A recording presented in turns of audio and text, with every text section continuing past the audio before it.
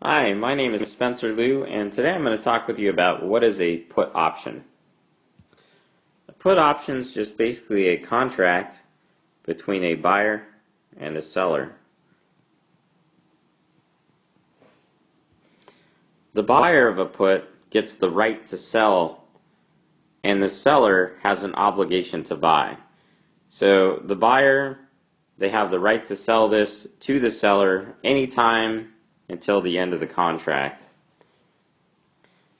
The put contract has three main parts to it, and that's the cost of the option, which goes to the seller, the strike price, and the maturity, or just length of time that option is good for. To use an example of how puts are used, I'm going to talk about the protective put strategy. In the protective put strategy, you own the underlying security. So let's say in this case you own Starbucks, plus you buy a put. So let's say currently the shares of Starbucks are trading at about $40 per share, and let's say you have 100 shares. And recently there's an article in Bloomberg that talked about people are buying puts, so at $36 strike price, so $36 strike and January expiration.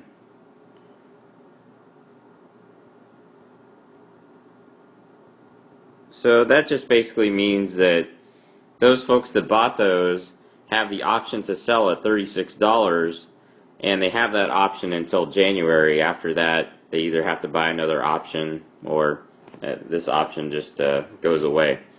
So let's take a look at a chart of that.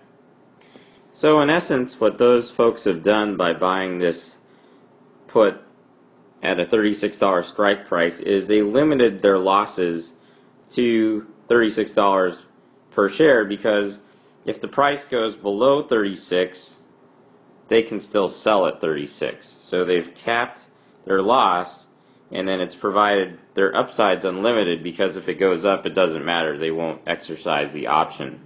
So that's how people use puts to protect their portfolio.